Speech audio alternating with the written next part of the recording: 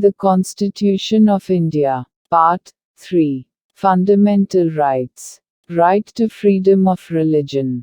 Article 25. Freedom of conscience, and free profession, practice and propagation of religion.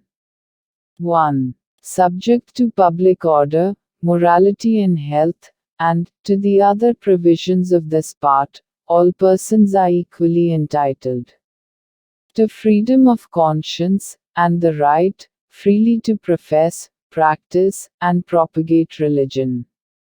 2. Nothing in this article shall affect the operation of any existing law, or prevent the state from making any law, regulating or restricting any economic, financial, political or other secular activity which may be associated with religious practice.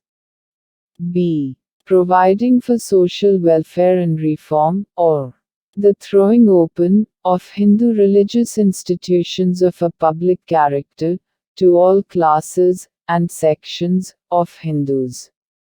Explanation 1. The wearing and carrying of kirpans, shall be deemed, to be included, in the profession of the Sikh religion.